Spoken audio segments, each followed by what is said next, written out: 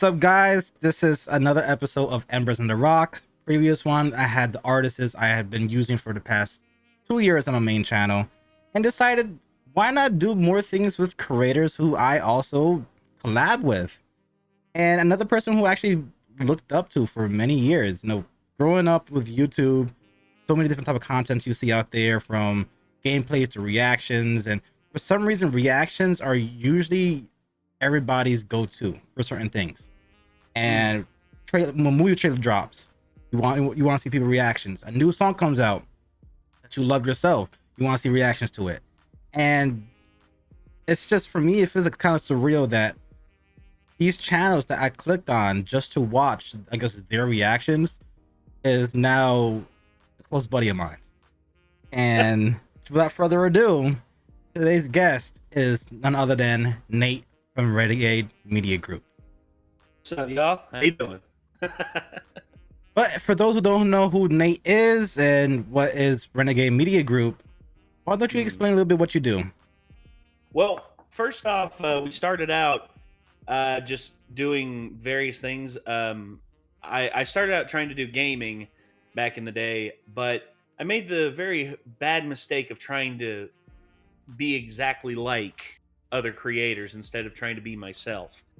And I got burnt out on it because I tried to keep up with PewDiePie and Markiplier and all of them back then when I knew very little about editing, and I got no sleep. My videos suffered because of it, and my life suffered because of it, and I just decided, I'm like, nah, I'm just gonna stop for now. Took a little bit of a break on it, and then I was like, all right, let's try some other kind of content. Wonder what kind of content people would want to see. And in the comment section, there were people who asked, hey, can you react to this? And I was like, all right, I'll take a shot. And our first reaction was to DJ Snake and Lil Jon's Turn Down for What? And then it blew up from there. And we have expanded into, we've gone back into gaming again. We've actually opened up a second channel just for gaming. We also have finished filming our first film, first short film. It's due out, I would say, late summer, early fall. Just depends on how smooth the editing process goes. So far, so good. We've the people who have control of the edit right now, I trust very much. And then I would say the other thing that we're trying to get into now is actually music. We've actually have jammed a few times, and we're just like, you know what? We can do some pretty decent stuff. And we decided, hey, let's start by doing some covers, some cover music and all that, and just see what kind of stuff we can come up with. But basically, we just try to do everything under the sun. There's no limit on what we want to try and do, and if we have the ability to do it, we're gonna try. Oh, interesting. Wow. Okay, getting to music, and I know we spoke about before you have a little history with music, but before we get into the music, what are you drinking? I am drinking what I call a true Southern lemonade. What I mean by that is it's lemonade with 2 shots of vodka in it. Okay. And it's spicy, but it's nice. It's kick back and relax kind of drink. So I'm going super just Islander, and I have Havana Club Puerto Rican rum. Can't get no more Puerto Rican than that. I was gonna say Havana and Puerto Rico. I'm like, something's amiss. But again, you're Puerto Rican and Cubano, so exactly. So if it's this drink is just for me, I'm Puerto Rican and Cuban. Yeah. So there you go. Havana Club and Puerto Rican rum. on my left side, I have still a little bit of a cup of coffee that just says his. Nice. So I have those types of enjoyments. But now, let's get into the meat. So you say you get into music, and that's potentially one of your next projects. What's your music background? My music background, mainly, I didn't play anything up until I was about 11 years old. I remember when I turned 11, and I remembered seeing, there were 2 things that happened. Number one, there was a kid who was about 2 grades above me. He was 13, and he got up on stage for the talent show in 8th grade and was just shredding. I'm talking like Eddie Van Halen, and he played an assortment of songs, and everyone was just like, "Oh my gosh, yes!" And they were like singing along with him and all that. And I'm like, "That's cool. I like that." And then second one was actually a little experience that I had. My mom took me into a music shop, and the guy behind the counter, really cool guy, named Aaron Lee. He still makes music to this day. Okay. He took me and my mom into the amp room where they had all these guitars and stuff hanging up, and he basically gave me a bass guitar. He like hooked me up with a bass guitar right there, and he's like, "Okay, now I want you to do two things. There are two notes I want you to hit. I want you to hit this one, doom doom doom doom doom, and I want you to hit this one right here." And he guided my fingers, doom doom doom doom doom, and he did that. And he's like, "When I tell you, switch back and forth, like practice real quick." And I did for about a few turns around, and then he picks up the guitar and he starts jamming out, and all of a sudden it's just like something clicked, and I'm like, music. This is something I want to dedicate a good part of my life to. And from there, I started out playing bass. My grandmother gave me some piano lessons. My mom gave me some piano lessons. Picked up guitar and learned how to play by ear. Trying to keep my guitar in tune, even though I was too stupid to go and buy a tuner. Even though, you know, I just went on these websites that you could actually like play like how to tune the guitar there, and I did that. And I played in multiple bands. I actually played in Chad's band that's still currently going, Chad Bartlett. You know, they call me Hat Guy. Porno Arcade. I played with them. I was actually a founding member. I was one of the original guitarists, and I was the backing vocalist. And then I started another project by myself called Generation Undeclared. And basically from there, the band never really came together. We had a rotating circus of bassists and singers. Chad came in to sing for us for a little while, but then he quit to go join the Navy. And we never really found our footing. And we were actually in a running to be in to play at I think it was the Raleigh, North Carolina Bands Warped Tour.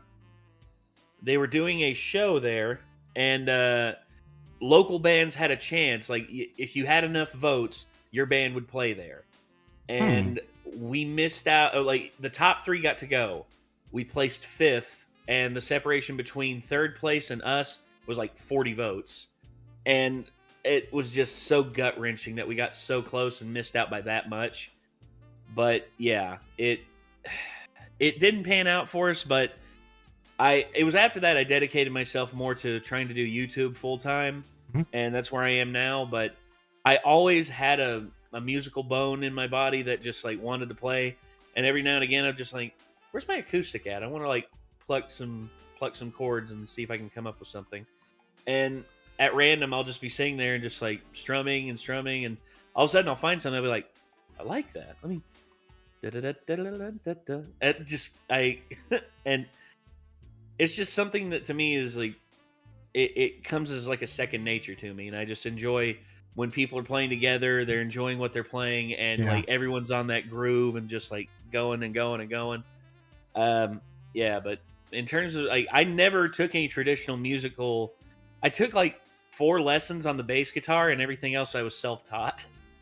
Wow, that makes you very talented, because a lot of people are not really. I mean, there's a few people out there that are self-taught, but that is a rare trait, really rare trait.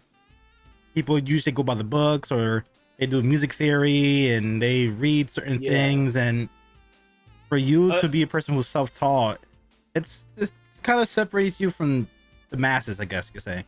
Well, and here's the thing: I'm not against. Like, I've went back and I've done scales, and I've looked at like how to play those, and I've looked at music theory, and the circle of fifths and all that, and I've wrapped my head around it to a certain degree. But for me, I've just found that the way I play, I don't try and I don't try and force it. I don't try and if I feel something that just works with me, like there's one song that I came up with me and Chad. It was a song called it was a song called Tent City, and we were making fun of like the governor of California's response to like all the tents popping up in California, and basically it's just talked about, you know what? Instead of going to Las Vegas, I'm going to Tent City. It's like all sorts of fun in Tent City. It's like, and I just couldn't. I came up with a riff right there, and Chad ran on it, and then everyone else ran on it, and it became one of our more popular songs. And I think Chad and them still play it to this day. I'm not sure. They might. I don't know. But that's a great thing with music. As when it comes to along the lines with music, it's all about creativity.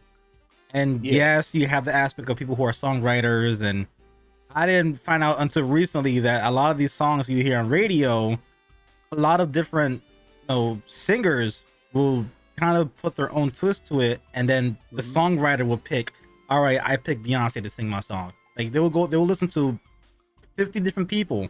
It'll probably be there's different composers, obviously you have like Beyonce, Miley Cyrus, Drake. It would be all these different people, and then okay, I'll pick that. But when it comes to people who write their own music and perform their own music, you have that freedom of just being you. And even though it could be a dumb song, like I guess you could see like Doja Cat with the damn Moo.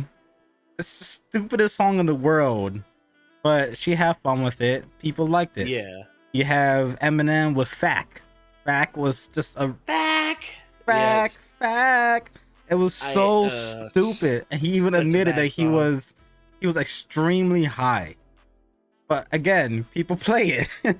Why does that not surprise me for Eminem? Yeah, he said he was extremely high when he made that song, and he said he wasn't even thinking. He just went in the booth, heard the beat, and just started just spitting. And hamster in the ass is what he came up, or dribble in the ass is what he came up with. But it's fun. And for when you actually listen to those musicians or artists that has that freedom and that fun, you start to like them more compared to people who are just doing music just to get the paycheck, just to be like have the status. There's one who has been a songwriter for the last 20 years in Nashville, and he's written #1 hits for a bunch of country artists. And he recently, here in the last, I'd say 7 or 8 years, has really come out on his own as a singer, and people have started to recognize, like, holy crap, this guy has written so many hits for everyone else, and he still has songs to sing for himself. And his name is Chris Stapleton, and he actually did that song Tennessee Whiskey, which a lot of people were high on for the longest time. But he has so many more other songs that are just bangers. I mean, I love like Outlaw State of Mind, Sometimes I Cry, which, dude, his live version of singing that is actually better than the album version. I have no idea like how he has that much soul, especially for like a random hillbilly from Kentucky. I mean, come on now. I love Chris Stapleton, but he's long haired, bearded up, and he wears a cowboy hat.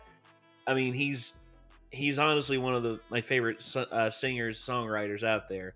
And it's imperative to note the difference between a singer and a singer-songwriter, because a singer, they'll like, I know Travis Scott got in a lot of trouble over the last year or so, but his most famous song, Sicko Mode, he, when you look at the credits on it, I mean, it reads off like the credits to an Avengers film. Yeah, it's a lot. It's like 30 people were songwriters on that one song. And I'm just like, I don't know how. I really don't know how it came to be that way. I can understand maybe for like the beats, because it does switch beats like 3-4 times. But when it comes to like the lyrics, like how many people need to work on one song? But that's the thing, and I would say the same thing. But the producer credit and the songwriter credit are separated.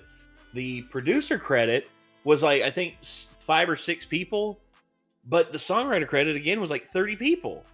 Like, and that's people who contributed lyrics and are credited as songwriters on the Wow. track. And I'm like, why? Why did there have to be 30 people? Wow. And I remember seeing a video, I'll say about a few years ago, when the song dropped. I think almost immediately, a whole bunch of people picked on a whole bunch of samples of like lyrics. Mm-hmm. Like the lyrics, I guess not really copy and paste, but rhythm Mm. was copy and paste, and then some of the words were changed up a little bit. So it's like, Yeah. so you have this big team on songwriters just to get a copy and paste on some of the things, or just copy my homework but make it different. Yeah, It's exactly. It's like, like, what do you want me to do? Write it in a different handwriting? I mean, I mean, come on. Travis Scott as an artist should be able to differentiate himself enough to make something his own. But again, when you have 30 people writing a song for you, I guess it's kind of hard to do that. I don't know. it's weird. It But is. speaking about obviously the person you mentioned before, and not including Travis Scott, since you got into music, who has been your biggest inspiration? Oh, damn. That's a very loaded question. It is a loaded question, but I've got some inspirations that I would say starting out playing bass. Um, Cliff Burton from Metallica's first bassist who passed away in '86. I saw a live version of them playing For Whom the Bell Tolls, and Cliff was just ripping it up on the bass, like doing a bass solo. I had never seen a bass solo at that time. I had never seen someone like solo on a bass like that, and Cliff just was murdering it and just going all over the place. And they go right into the song, and here he is up front just like smacking it and just like killing the bass. And he's one of my favorite bassists ever. In terms of guitar, I would say John Frusciante from the Red Hot Chili Peppers. Okay. His guitar licks, where he does like the two-tone, he plays the rhythm up top, and then he goes down and plays like the melody right underneath it, all in the same lick. I think that is just amazing. Also, I would say another one that a more modern one, Tosin Abasi. He's just, how that man is able to like play guitar. He, like, it's effortless for him. Like, he's got an 8-string guitar, and he's just like, Wow. he it looks like he's in a trance while he's playing. It's just like,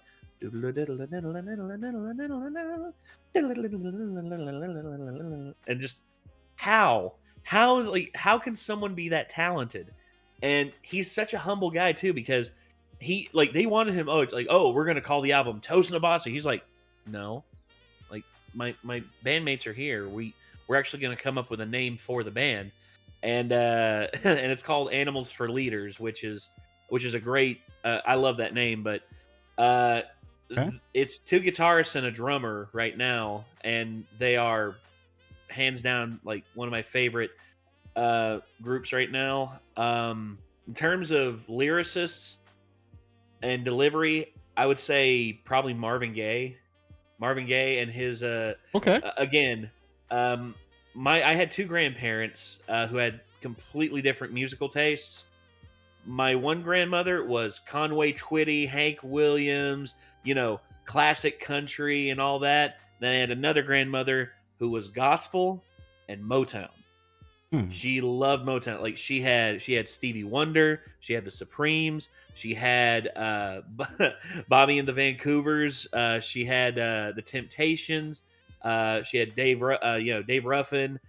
But her two were always Stevie Wonder and Marvin Gaye. Marvin Gaye for her had the best voice ever, and I mean, his voice is one of a kind. I Yeah. mean, he Yeah. had such a good dexterity to his voice, and it had a tenderness to it that I don't think anyone has really been able to emulate since. And Yeah. and hearing how he delivered the Trouble Man soundtrack, his the opening track, Trouble Man, just his way of rapping and his way of delivering the lines, just, oh, it's butter. It's like, it's just, oh, so smooth. And then So, Stevie Wonder, that's another one. In terms of just being an ultra creative musician, I mean, the dude played everything. He yeah, played the piano, he played the drums, he played the guitar, he played the bass. I mean, he had all these other great musicians around him. He had Nathan Watts, he had Mike Cimbello, he had Al Rubin on the horns. He had so many great, talented musicians around him, but he could do most of the composition by himself, and then everyone else would just come in and play over what Stevie already had done. And they were just like, "We didn't ever come up with this." Like, yeah. if it, like, and I'm just like, and he had five albums that I think are some of the best albums of all time, and he released all of them within a 6-year span. I mean, Wow. and Music of My Mind, Talking Book, Fulfilling This First Finale, Intervisions, and then Songs in the Key of Life. Those 5 albums, forget about it. If you could give me those 5 albums, and I could listen to those for the rest of my life and be completely happy. But yeah, in terms of musical inspirations, I have so many, and those right there, I would say, are some of the biggest. All those are phenomenal choices, especially Motown. Always me being part black background with how Yeah, I grew up, and Afro-Caribbean. yeah, Yeah, and I grew up with rumba, bomba, yeah, yeah. R&B, Motown, jazz. Even those musics are that those genres in itself is can't replicate it. No, And either you're in it or you're not.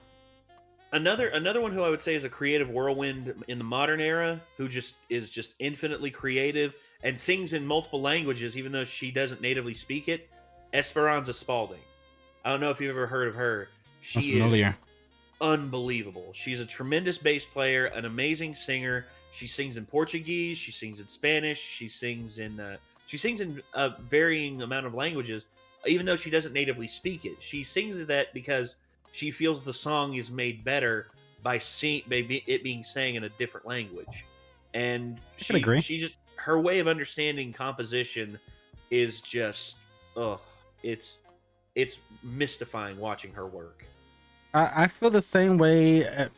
This person's only a vocalist. He doesn't perform with any instruments and stuff like that. But the person who I've been kind of gravitating as of recently is a gentleman by the name of Willie Williams, Willie and Williams, okay. he is a French artist. Most of his songs are in French, but he decided to learn other languages. He learned Spanish. He learned Portuguese. I think he also learned a little bit of Arabic, and also Nice. English and his native French. So Yeah. with his path, I think what he's doing now, one album he would drop is for the French audience, another album Spanish audience, Yeah. and then he would do collabs with English artists, and just like that's just insane, as well as pleasing to all your audience at the same exact time.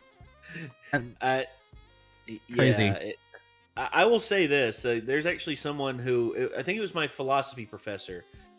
He asked all of us. He said, on top of the language or languages that you know now, what would be the 5 that you would add to yourself immediately? Like, you could snap your fingers and you had 5 extra languages in your head.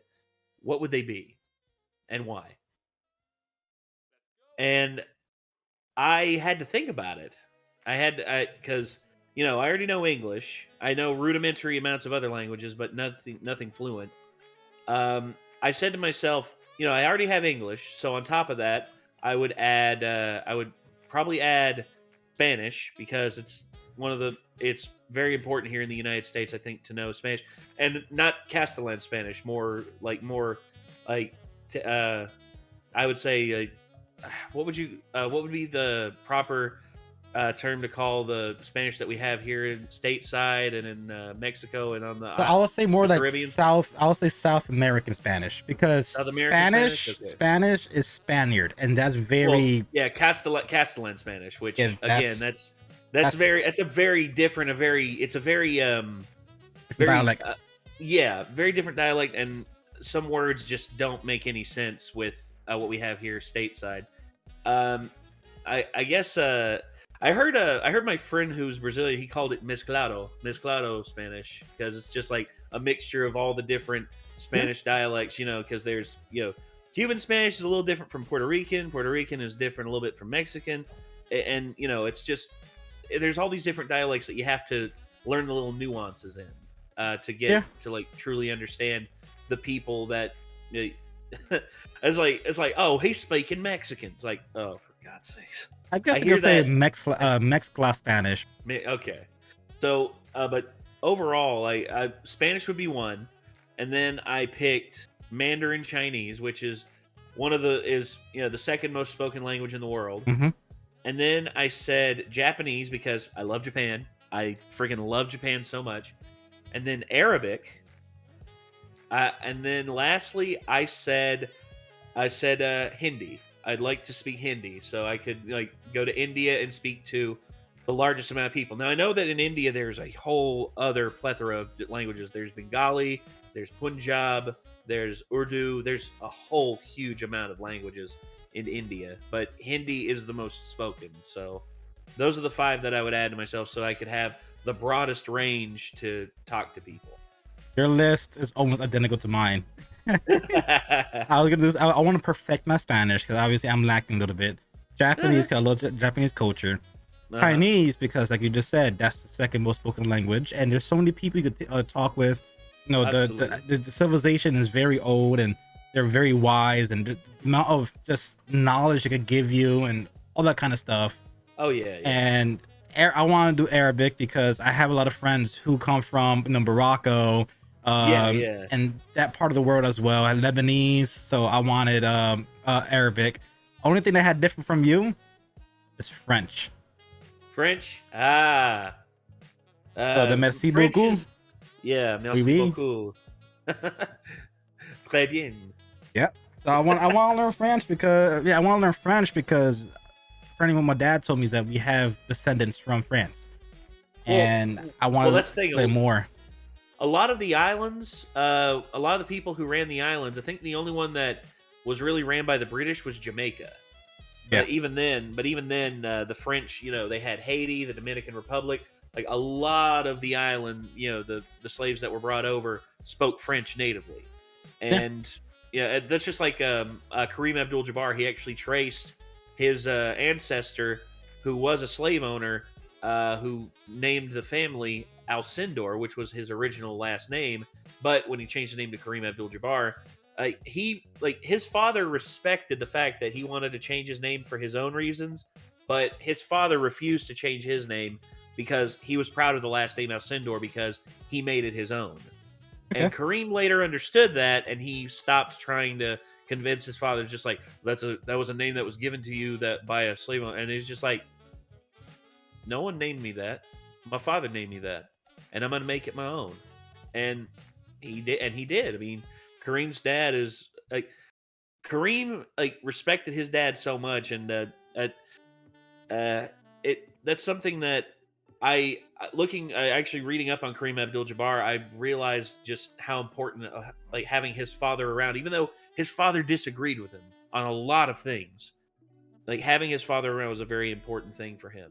And I look back on that and I'm like, me having my dad around, and me and my dad butt heads on a lot of things, especially when it comes to the legalization of cannabis. I mean, yeah.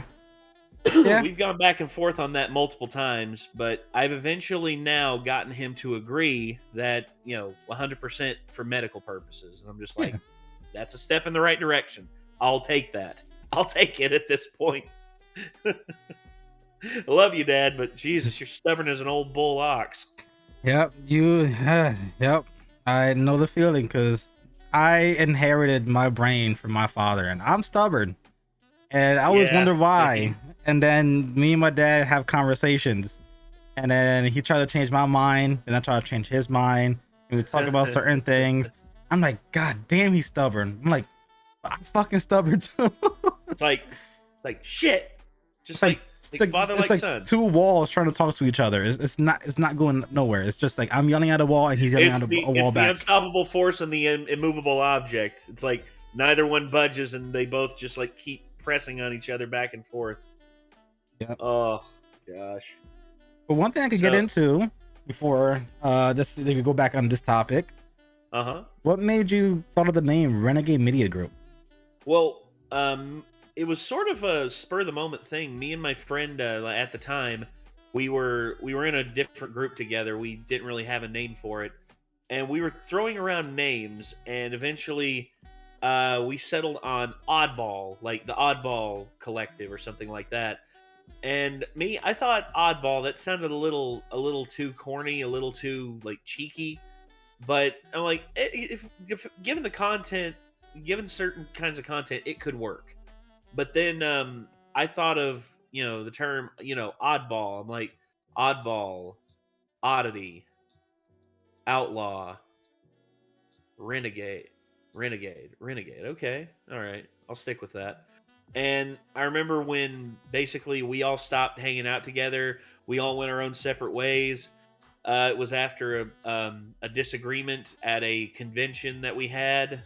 We had a green screen photo booth, and we were both just like all of us were super frustrated with how the funds were divvied up at the end because we all went in on it like a quarter, like 1/4 each, and only one of us actually got money, and it was none of the people who have been on the channel, like me, Micah, and Caleb. It was none of us. But Um, we got mad about that, and we basically said, you know what?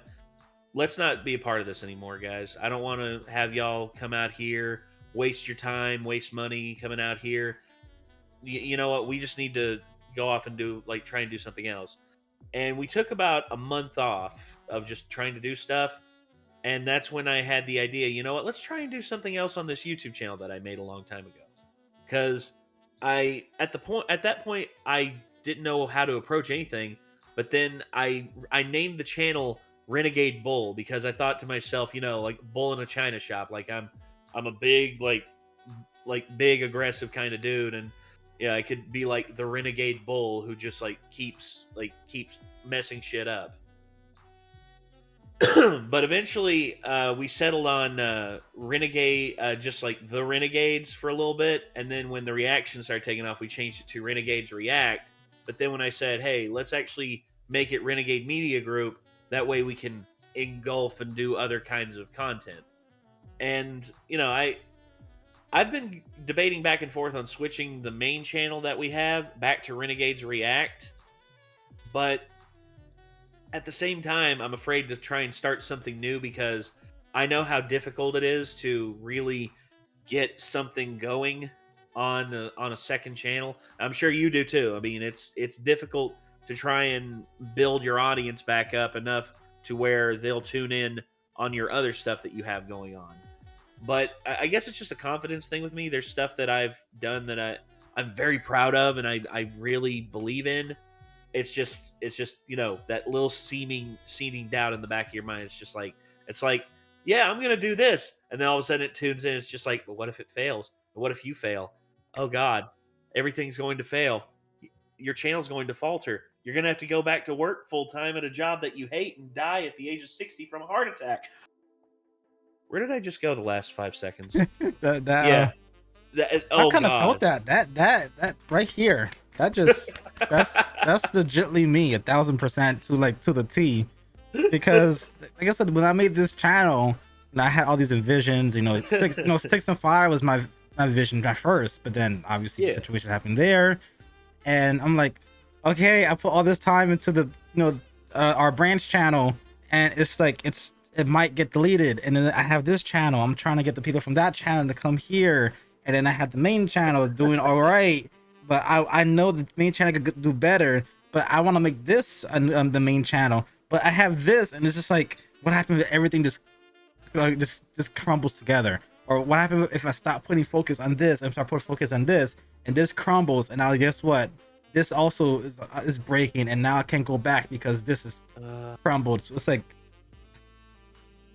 but I get the same way, and I definitely Yeah. feel that. But I think with you, what you offer on the main channel, yes, the majority of it is reactions, Yeah. but leaving it a media group will be fine because I know you uploaded something called The Offer. on that Yeah, that channel. was. So that's a breaking point to where it could be a variety channel with stuff in that nature. Yeah. And if this succeeds, then obviously that means, okay, I can start doing more productions of that level and put it on the main channel. Yeah. So it's like, And if you change it to just only reacts, then where are you going to put those highly productive videos? well, and again, that's why I've thought about just starting up a different like Renegade Films or Renegade like Renegade or RMG like Renegade Media Group like other channel, and then just change this one to Renegades React. I don't know.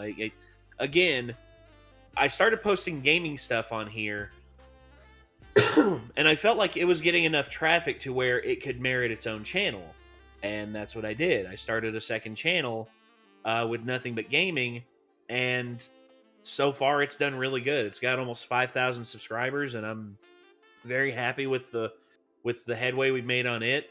But at the same time, I'm just like, would it be where it is if I didn't post it here on the main channel as like a buffer, so to let people know, hey, this is what I'm doing over here. If you want to see more content like this, here's a link to the gaming channel. I'm gonna try and upload a new video every week. I mean, I know that's something you do now. Every time I click one of your videos for reactions, the first 20 seconds or first 10 seconds is gameplay from the gaming channel. So like, Yeah. I think that's a great way to do the segue. And I'm guessing, I guess you could do the same thing with the films. Let it be like, if the films do so well, then I guess it merits for a separate channel. And maybe what you could do is, obviously, uh consistency is key when it comes to uploading. But Mm-hmm. if for these high quality, videos, obviously that's kind of harder. But I'm thinking what you could possibly do is, as production is being done, you could probably upload for the meantime outtakes of of of things that had to get scrapped. Instead of scrapping it, guys, Well, this is gonna come out for next year, but I have about 4 outtake videos that's gonna be released every two well, months, an outtake, and then behind the scenes will be coming out as well. there's some behind the scenes videos of me and Marcus just fucking around and just like improving back and forth between each other on the set of The Offer, and he's and like, it's one where I'm literally facing away from him, and I'm looking at Jacob and the camera operators, and I'm just like, what is wrong with you people? Why aren't you getting this? And all of a sudden, Marcus like peers his head from behind me, like, what do you mean, you people? And I turn around and I'm just like, who's let him out of the slave quarters? And Marcus is just like, he's like, oh, by the end of this motherfucker, you're gonna be calling me massa. And we just kept messing with each other, dude. And like, Marcus is just such a goofball and such an amazingly funny person to hang around with. He's game for anything you want to do. He's as tough as nails. I mean, holy crap! I couldn't believe like the set we had him like fall on the ground. I think it was 10 times in a row, and every time he went down, I'm like, oh god, that sounded horrible. That sounded like it broke something. All of a sudden, he's like, you need me to do it again? Oh, all Wow, right, all right, dedication. yeah, and just the. We tried to make it as easy as of a time as humanly possible for him, and it worked. It went so well that it actually scared me. I'm just like, wow, this went so well. It's gonna suck, isn't it? The film's gonna suck, isn't it? And that's what I thought in my head. But thankfully, I've seen a cut of it, and for the most part, it looks amazing. I cannot stress enough like how happy I am. The shots look amazing. The acting, I'll say this, the acting in certain places is a bit off, but I think if we do a little bit of audio replacement over top of it, I think it'll work just fine. Of course, like, There's this is a new project that you're working on, yeah. and this is a new type of project you're working on. You've went from gaming into reactions to commentary, and from going from that and then transitioning into potentially like movie productions, that's a whole different ball game. That's Yeah. like playing in the little leagues, and then you're in the New York State, the New York Yankee Stadium. So Oh it's like God. it's kind of different, especially with the production and editing wise. It's not as it is just zooming in and just focusing on your face on a gameplay video. You go, oh my god, what the fuck? This is completely different. You have to put your Yeah. mindset into a different human. You're not Yeah. being Nate. You're being what's on the script. And that's what I had to do. I again, getting into character for this, there's where I was the lead writer on this one. We actually have already written the second part of it. Well, there's a draft out for the second part, and the lead writing on it is actually going to be. I gave him the outline, but he took the reins of it. Aldo Gonzalez, he's going to be writing the second part of it, and I'm going to be doing rewrites with him, and it's going to be a collaborative effort with that. I like what he's done with it, but there's things in terms of the overflowing narrative between the all three parts that we're going to be doing that has to change. I've told him that, and he is completely fine with it. Um, the whole thing is like me when I came up with this project. It was me and Nick. We were upstairs and we were just discussing like, wouldn't it be cool if someone made a SCP film based on this SCP, this specific one here. I can't give away which one it is because we're saving the reveal for whenever whenever the short film comes out.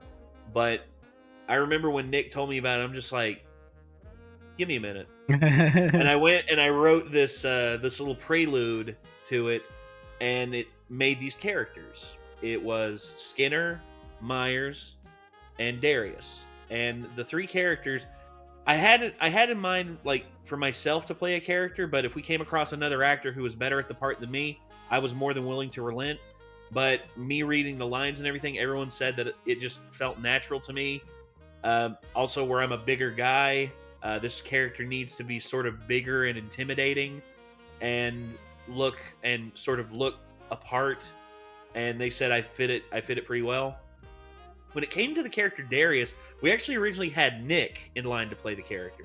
Okay. Nick was going to play the character, and it was the whole thing. Like I told Nick, I'm like, dude, yeah, if you play this character, here's all this backstory, here's this and here's that.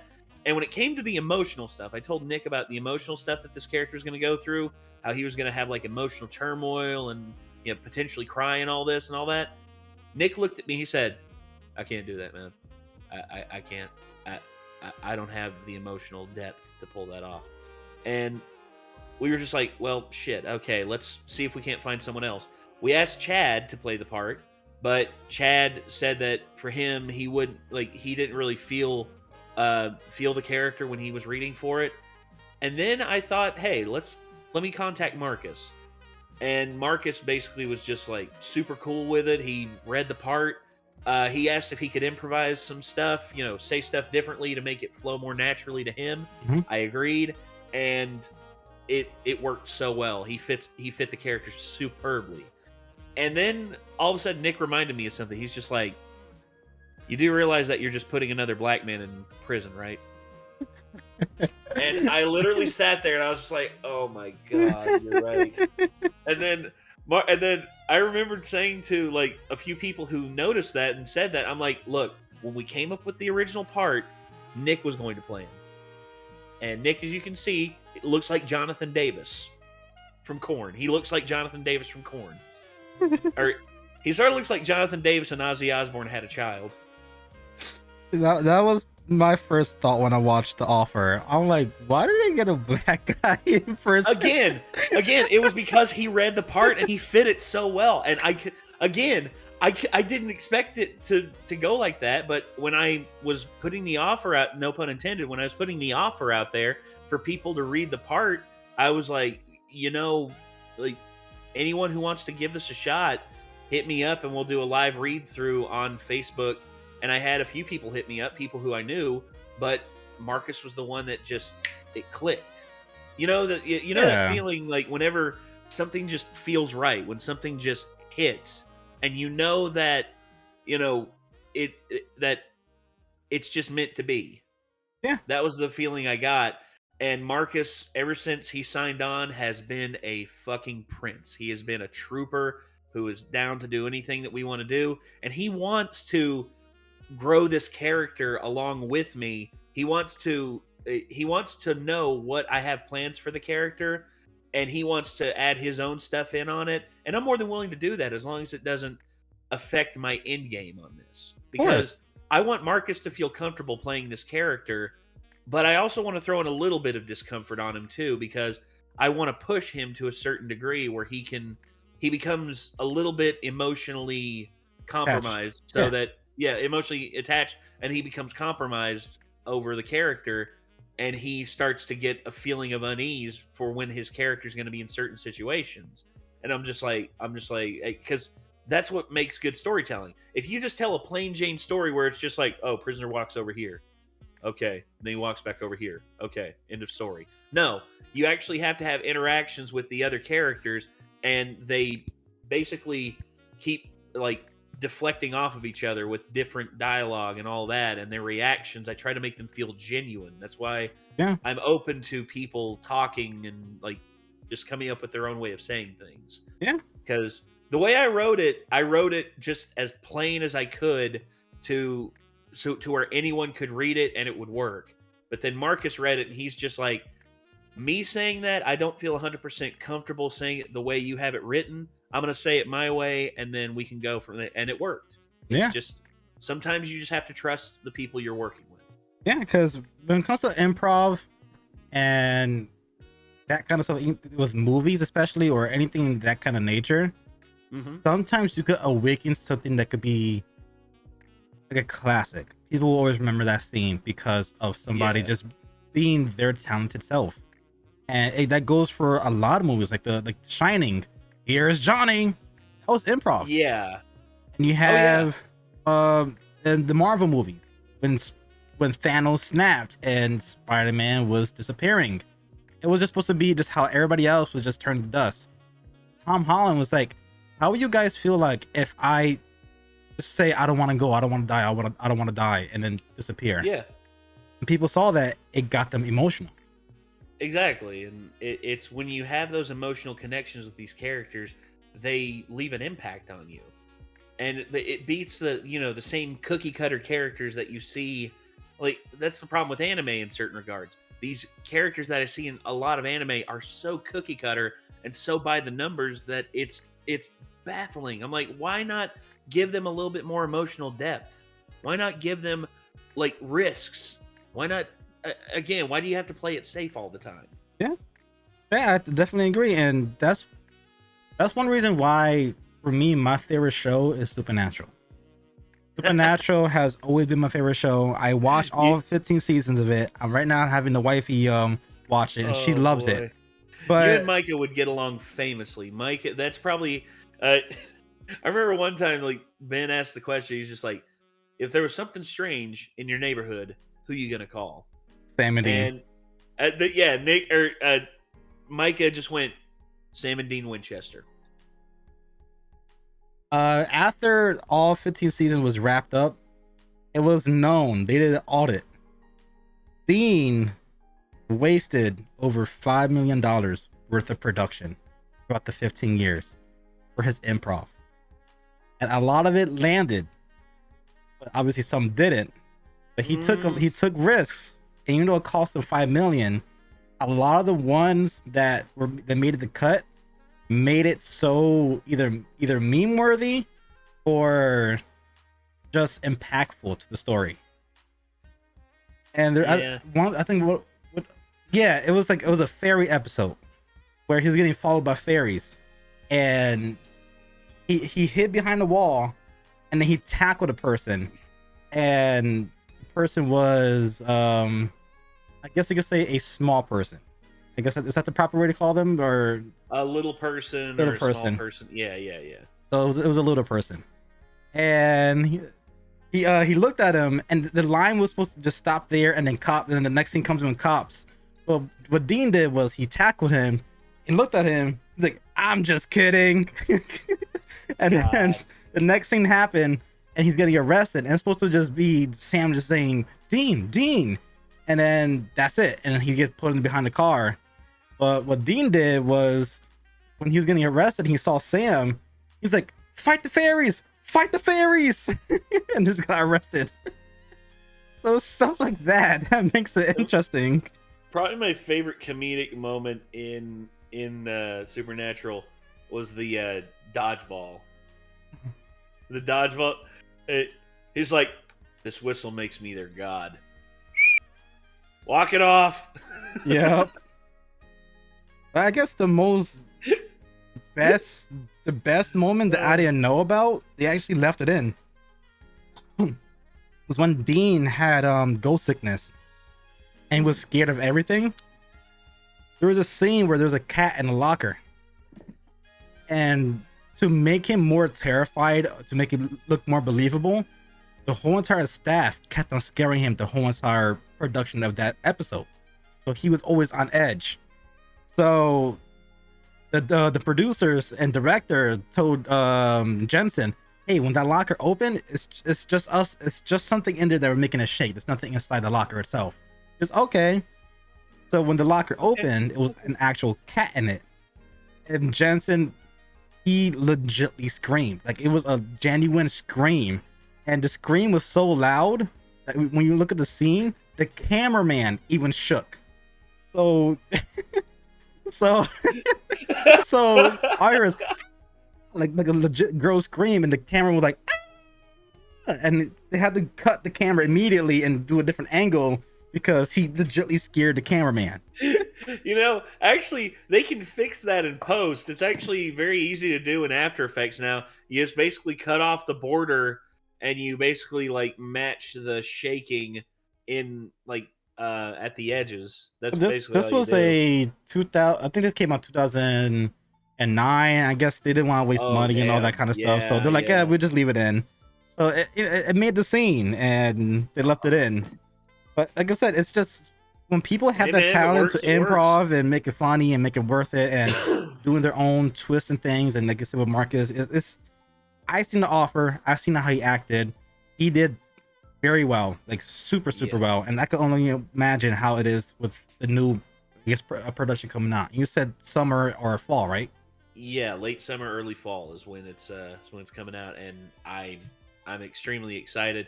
Also, the fact that Chad's in it too. Chad actually plays a guard in it. They call me Hat Guy. He plays a guard who basically, him and Marcus, their characters have a little bit of a rivalry that's going to go back and forth throughout all three parts of it, and they're just dying to improv with each other and just come up with shit to say, because they're both pro wrestlers. That's the thing. Oh. Marcus and Chad are both pro wrestlers, and Chad is traditionally the heel, the bad guy, and Marcus is just a natural, like, loved babyface, especially in Asheville. Asheville is Marcus's hometown. He's a homegrown hero. Everybody loves him there. And every time they go to Asheville, Chad just talks so much mad shit to Marcus, just like, I hear this is your hometown. Well, I'm in town now, and I say, it's my town, boy. What you gonna do about it? And they just back and forth, and they're dying to just improv with each other and just come up with insults. And I actually let them improv a little bit on one it's a scene that I had planned out. It's a little bit of a mini interrogation scene that happens in the second part, and Marcus is basically looking at Chad's character, and Marcus has got his hands behind his back, handcuffed to the chair and everything. And then Chad basically has, like, you can see Marcus's lip is a little busted up, and Chad's in there trying to extract information from him, and Chad's hitting him and all this and all that. And eventually Chad, I tell you, okay, after you say these lines, your character leaves, and your character, like, says something to him that's supposed to, like, try and dishearten him or something like that. And Chad was just like, actually, I got something for you. And Chad walks to the door, and he goes, don't worry, baby. Daddy will be back soon. And then Marcus, his character, not relenting on anything, just like looks up at Chad's character and just goes, just, I just couldn't stop laughing. And I'm like, God dang it. We'll have to do multiple takes, because if that works, and it and it sizzles whenever it happens, it's staying in because some stuff just happens and it's magic, and Yep. you just have to put it in. You have to. It's just too perfect. I can't Uh, wait. I can't wait for this project. Like I said, when I watched the offering, and for those who are watching this video now, there is a previous version of this with my other co-hosts of the other channel, Sticks and Fire, where we went into the very beginning of when the offer just came out. Well, it was out for a few months or probably a few weeks, yeah, it was out for a but little bit. now we're getting into the next meat of the story, and obviously you hear a little bit of behind the scene thoughts. Not gonna say it was 100% ground proof or we're gonna be done. No, we're just brainstorming. We're just hearing, the mastermind at his just talking about it. But you guys would definitely love this production. I definitely would love it. And I guess one thing will be, what do you see yourself in 5 years? Hmm. Well, if I'm being perfectly honest, see, I would say probably not a. I'd like to form my own like studio. I haven't I have an LLC, but I would like to get a lot of assets under me and make a studio and make it to where we would have an introductory section where people can come in and I can give them information that they need on how to succeed on YouTube and show them, hey, this is what I do. This is what this person does. This is what this person does. The number one thing that you need is just, consistency, and just tell them the stuff that worked for me. And also I can give them like workshops on how to do stuff and have individual rooms where people can come in, and if they want to pay to use those rooms as their recording suites and all that until they get their own stuff so they can get a start on YouTube.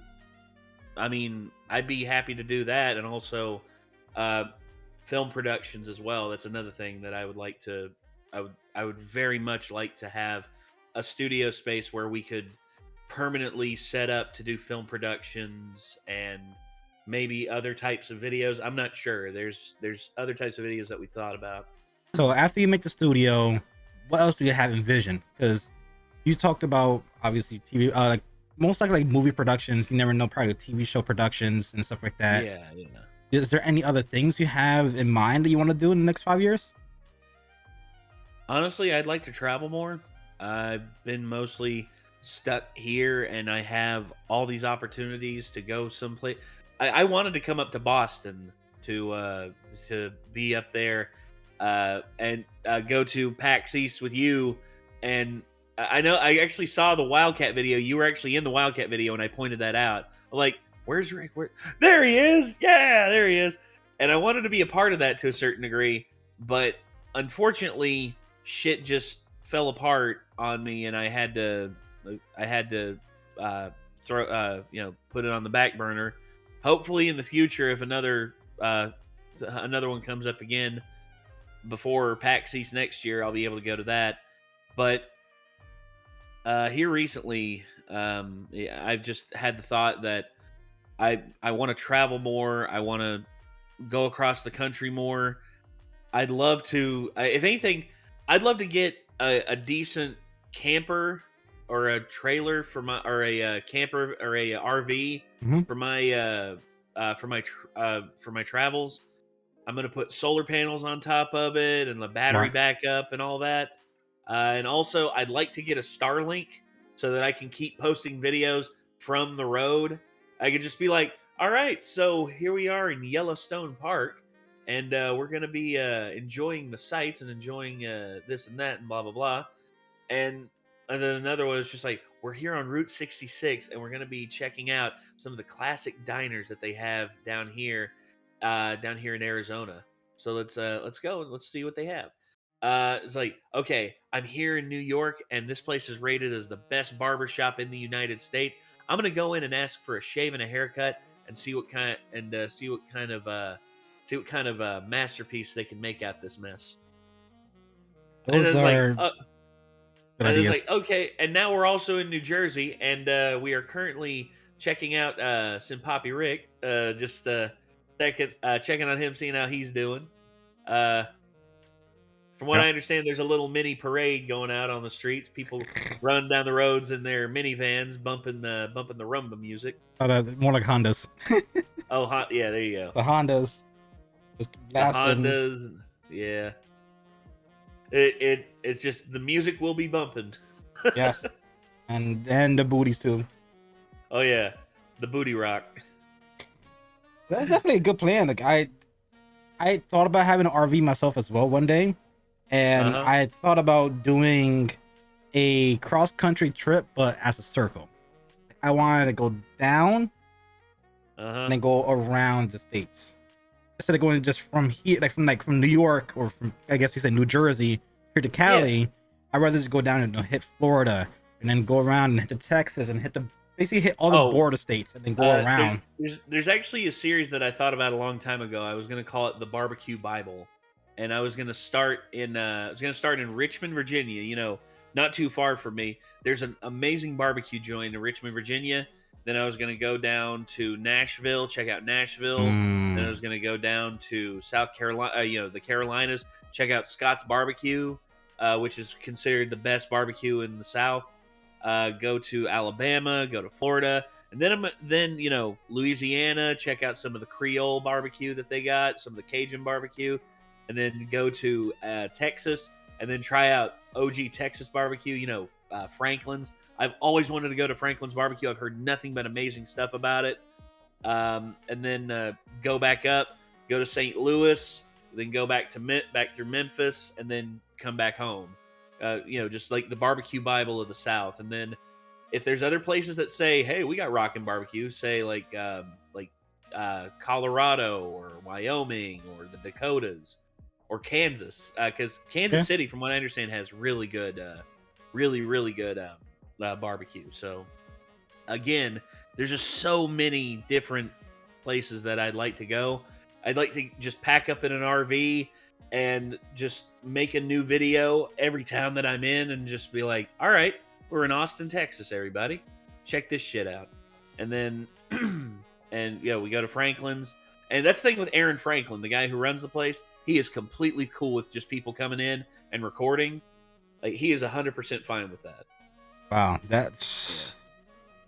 You're just having me add places to go to when I visit, like just to eat, because I love barbecue food. So it's like, same Southern food. Oh my god.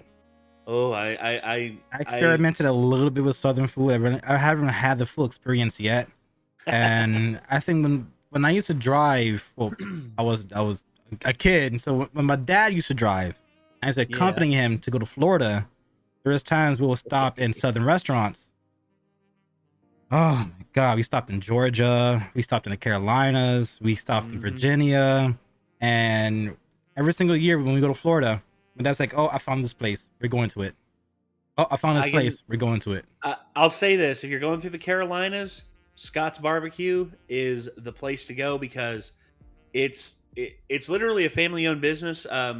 It was Roosevelt and Rodney Scott, but unfortunately Rosie Scott passed away. And I'm not sure if they're still 100% open, but Rodney, basically, he went off and formed his own branches called Rodney Scott's Barbecue. And they're in multiple places throughout the South. But the OG place in, I think it's Hemingway, South Carolina, is just fire. It's like they cook whole hog barbecue. Like they cook it, and they actually, whenever they pull the meat off the thing, basically it's just falling off. It's just falling apart. And also they do traditional pork rinds, like pork skin pork rinds. So good. They have they just have a great assortment. And Rodney's mama is actually the one back there, like doing the pork skin. She's just like, you want a box? How about 2? All right, 2 boxes. And just rips the pork skins and just puts them in a box, and there she goes. Yep, that's my landlord to do. That's why I kind of miss my living with my mom, because my landlord my old landlord, my mom had a broiler, a smoker, like a baby smoker, and a grill. So he has like he's Puerto Rican, and he has connections with all the different butcher shops in the North area. And I remember summertime, I'll just smell barbecue. And I'll look outside, I just see a full I see a full piglet. Yeah, a piglet and a full pig. So you would have a piglet, and then you have the pig. And what he would do is he would put the piglet into the grill to make it charred, and obviously then cut it up and then put it in the broiler to slow thaw it to make it pernil. And then for the whole hog, he will make it into what do you call that? I guess shredded pork. You make it into like for sandwiches. Yeah. But again, he would take the skins. Yeah, pulled pork. Yeah, the pulled pork. There you go. He'll make pulled pork out of the hog, and then pernil out of the piglet. And then again, he'll take the skin. He make chicharrones out of the skin. So he'll put it in the smoker, let it be there for a little bit. And he cooks it for a little bit longer in the broiler, and just to be like 1, 2, 3, just to get it more crispy. And he'll cut it, and then you see just the meat just dripping, and then he'll separate the meat from the skin, and then he would just break it in pieces and put it in a little baggie, or he'll put it in a small container, and then he's like, here's chicharron, here's chicharron, and then here's a plate for you to get the pernil, or here's a plate for you to get the pulled pork. And I was spoiled. There's I actually did a let's see, I actually did a brisket not too long ago, like a full on. I actually did 2. I did one as a test. Let's see, it was a good 10-pound brisket, decent size. But then I did a full brisket. I'm talking like a big boy brisket, which is like 15 pounds. Here's a small one that I did. Let me actually I'll send it through, and then I'll send a couple more. Let's see. There's that was what it looked like. I sent it through Patreon, or not Patreon, Discord. So look at that. That's what it looked like. And then I think you can actually see the smoke ring on this one that I'm sending. Yeah, there it is. The smoke ring. It was so juicy, it fell apart, dude. It just so juicy. And then I did another one for a wedding that was being held at my house. A friend of mine got married in my house. I don't know why, but he asked me if he could get married here, and I made him and his bride this brisket. We had a total of 13 people here. That brisket did not last 1 hour. It was gone, and half of it was eaten by the groom's brother's girlfriend. Holy cow! Here's the thing: she's pregnant too, so that's she was why. eating for 2. Yeah, she was eating for 2. She went up. Every time I turned around, I'm just like, is she just like not eating my brisket? I mean, she went up and she's got 2 pieces there, and she's like, oh no, this is like my 4th plate. I'm like, 4th plate? What the hell? And she's like, yeah, I've been just killing the brisket. I think it's my 8th piece. Yeah. Damn. I'm like, dear Lord, woman. And she's like, it's good. What do you expect from me? And I wish I had a full uneven smoker, which is the one that has the wood that you can burn in the bottom, and it's completely separate from it. Instead, now I have a pellet smoker because I got the pellet smoker for free, and my uneven smoker died on me. Unfortunately, it just rusted out. I couldn't use it anymore, and I was just like, I was so sad when I had to throw it away because I'd had it for, I'd say, well over 7 years. Wow. But the weather just took its toll on it. Instead, I went and I was looking for another uneven smoker. But then my stepdad called me up. He's like, I got this pellet smoker. I mean, if you want it, I mean, it's yours. I'm like, what? How much you asking? He's like, if you can get it to run again, it's yours. I'm like, done. I ran up there. I got the shop vac. I cleared out all of the ash that was in the bottom of it, all the pellets that were blocking the little spinner that fed the pellets in. And I started running it, and I noticed that the little motor that was in the bottom was just like jamming up. I'm like, why is that? I looked, and there was a pellet that was stuck in the little motor. It was like, it was getting to where it would spin, and then it would click back. And I popped that out. As soon as I popped that out, just the pellet started going through again, and the burner started up. I'm like, there you go, it's fixed. He's like, it's yours, take it. And I did. I took it home and I made two briskets on it so far. About to make a third. I'm going to make a third one for this upcoming Saturday for a game that we got going on. And let me just go ahead and look at Allegiance and a Legionnaire. It's just like, yeah, it's like, hey Nate, I'm gonna pop in for a little hello and goodbye. Yeah. And then I got to get home. just go there with a plate. All right, I'm good. All right, drop me back off of the airport. You're just like driving back to the driving back to the airport. You're just like, oh my god, so good. I love it. And I'm making fried chicken tomorrow, dude. I'm making fried chicken for my sister coming up because she's coming up along with a few of her friends, and they're just wanting to chill and hang out. They're wanting to check out my house and check out my recording studio because they're wanting to make music and all that. I'm like, if you want to, come on up.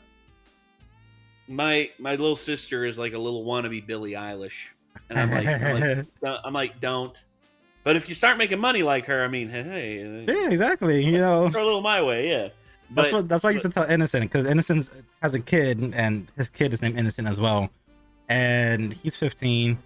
I'm telling I'm telling the father Innocent, the one that you know, Papa Innocent, yeah. I'm telling Papa Innocent, like, yo, you should buy him a computer. You should have him do gaming and do stuff, because his son is telling me all these ideas he wants to do with making a game and recording and becoming a content creator.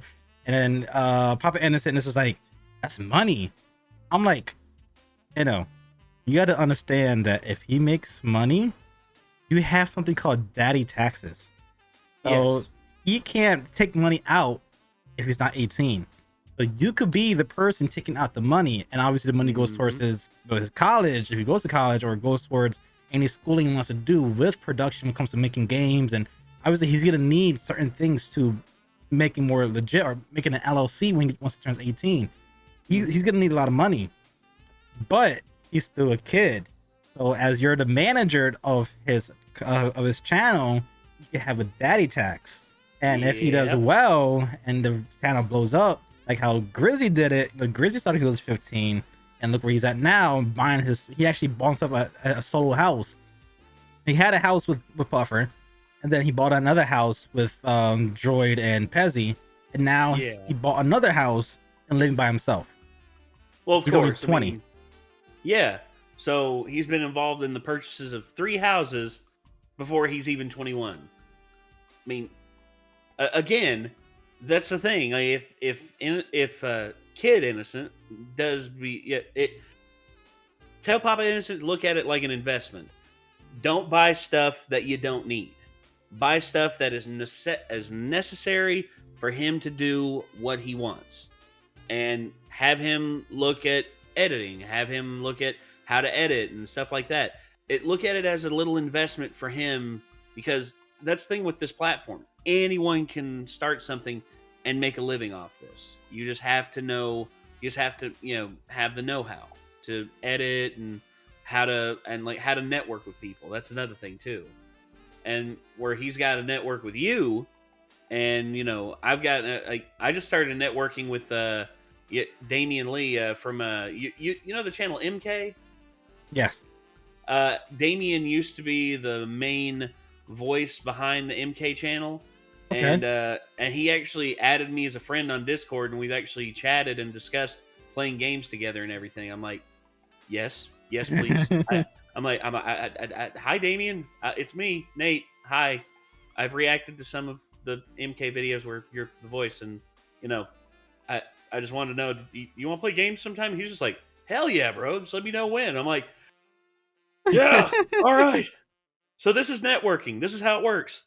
You never know with YouTube. It could just it's a weird career. At the same time, it's a very rewarding career. Because look at me. Like, obviously I'm not gonna showboat whatever, but I went from making AMVs where it was a hit or miss, and to making exactly. And I made compilations, which was a major success. Right now I'm doing my own gameplay stuff. Some of them are hits, a lot of them are hits, some of them are misses. That's just how it is with gaming. Yeah. But I started doing this branch stuff, the Six and Fire, and I met people who I've never thought in the world I'll ever meet. Drew Estate is a humongous company when it comes to sticks, Yeah. and I sat down with the spokesperson. Then you have me talking with presidents of companies that revolves around that particular work of art that I enjoy in my pastime. And then I finally had the opportunity to sit down with Soup. I just invited Soup. Yeah, I saw that, dude. That was awesome. And it was just a complete just shot in the dark. I just hit him up on Twitter because we talk to each other, every now and days, and I'm in charge of all his best of videos. So that's something that's concrete now. So every best of is my project. Nice. And since we have that relation, and he talked about how he, because of his friend Brandon or his roommate Brandon, got him into this. I told him, hey, on my show, I'll talk to you more about this, and I want to hear your story, how you got into it. And if you say yes, then that's fine. If you say no, I get it. You're busy. You have your band. He hits me back saying, I'm down. He hits me back saying, I'm down. I'm just like, yeah. All right. Yeah. And then after I recorded the next day, like, Matt and McNasty are gone. We need guests for the podcast. You want to be a guest? I'm just like, yeah. I'm like, are you fucking kidding me? I'm like, just sure. Like, okay, what are you doing in 40 minutes? I'm like, nothing. All right, I'm gonna have you on a call with me, Do, Yummy, and Trippy. And yeah, dude. So I'm like, okay. Hell yeah, the goons. And I did the podcast, and then I decided to hit up Matt and decided to hit up Do, because they won't fall in line with the Six of Fire brand, because the main background of it is under this particular thing. They don't have the background like that. Soup does, because he's getting into it. And he's done pipe, and he has that kind of stuff, especially with dip and other stuff like that. But Do and Matt doesn't. Dip, don't give a shit. Sorry. Exactly. So I asked them, and both said yeah.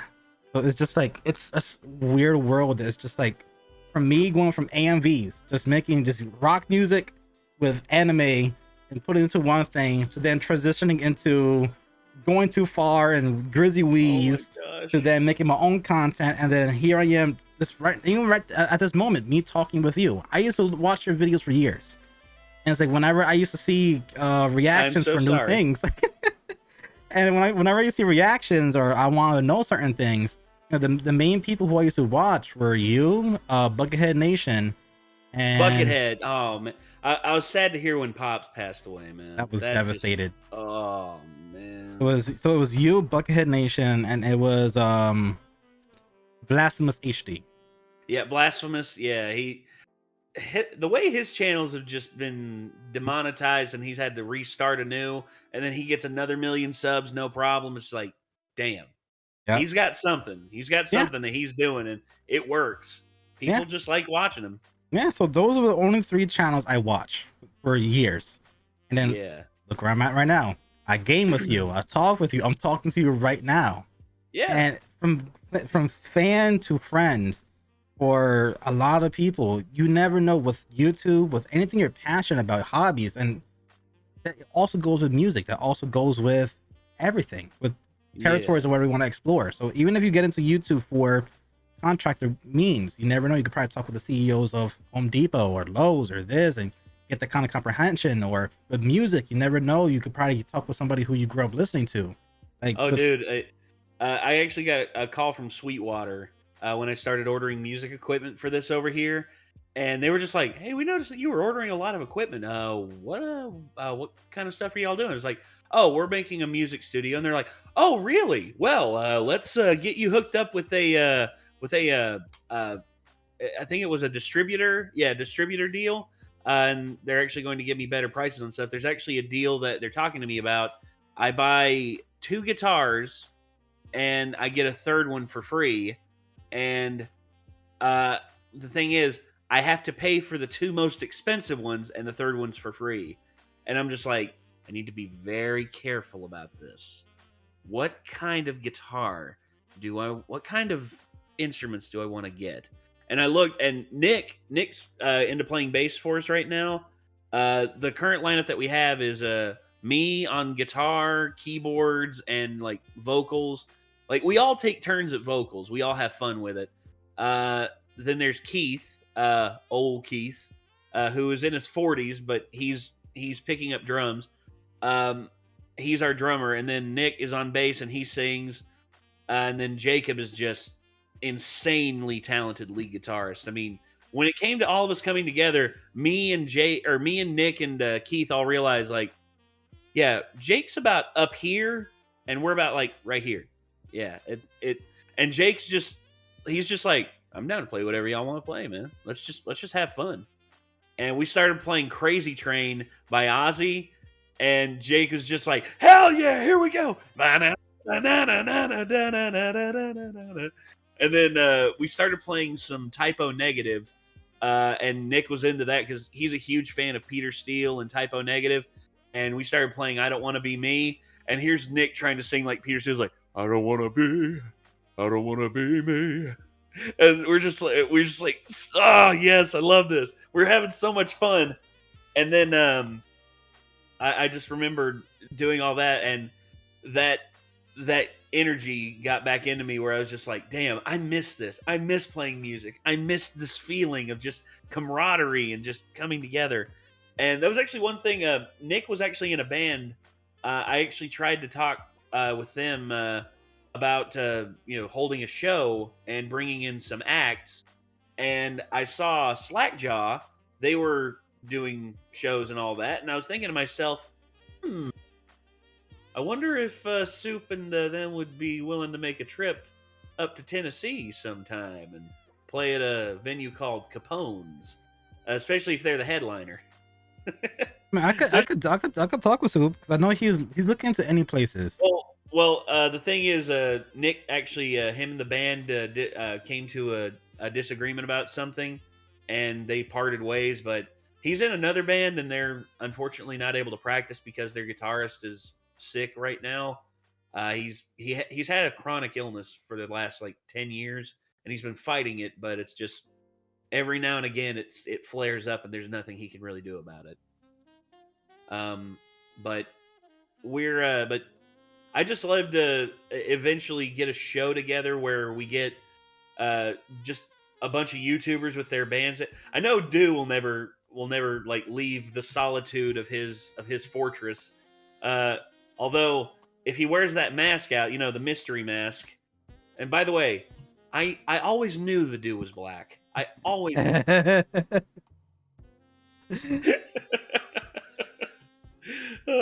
but again, dude, there's just a lot of stuff that I want to try and do in terms of. You see, a lot of people just see it as networking. I just look at it as us having fun, us enjoying and living our best lives. Also, McNasty has his own band now too. Oh, really? Yep, it's called Enda Venera. Enda Venera, nice. It was ENDA and then VINERA. It's supposed to be a play on End of an era, but it's Enda Vin era. Yep. Yeah. It's just like, this is our first band member, Enda. This is our second band member, Vin. And this is our last member, Era. Enda Vin era. But I think that would definitely be something that could be plausible. Getting like someone like you, Soup, McNasty, a lot of other people who are part of music and put them all in one area for music. Oh, yeah. That's definitely doable since majority of them do live in the South. Unlike McNasty, which is in California. No, he lives in Cali. He's a Cali boy. But he definitely has enough revenue to come fly to the South area to perform. He probably does, and I think that'd be pretty cool. And plus, that's the other thing too. We can I have plenty of amps and I have plenty of cabinets and PA systems. They won't have to worry about. The only thing they'll have to bring is their own guitars and stuff like that. And if they have a pedal board that has their specific sounds on it, bring those. But I would say outside of that, man, I mean, we have everything that they would need to perform good here. Because, I mean, I think back there. Let me actually count the amps. We have 1, 2, 3, 4, 5, 6, 7, 8, 9 different amps of just all different styles. Like we have tube amps, solid state amps. We have a custom made amp which it's been modified twice by a different technician. It's basically uh, it has a much higher wattage tube in it, which isn't supposed to be there, but he managed to like get the power draw just right to where it could work, and it just yeah, you've heard the thing. It's like we're gonna push this motherfucker to 11. That's literally what it does. It's just like you go to 10, it's like you can't. It's revving the hot rod. I love that thing. Although he won't let me play on it. Yeah, that one belongs to my friend Keith, and he's just like, no, no one else plays it but me. That's off limits. It's the only thing in this house that's off limits. Okay. That and my girlfriend. Those two things that are off limits. And I'm like, well, Keith, and that's the problem. Even if I wanted to try and play Mr. Steal Your Girl, look at you, skinny as a rail, 6-pack, long hair, handsome as hell, and look at me. Yeah, exactly. Ain't happening.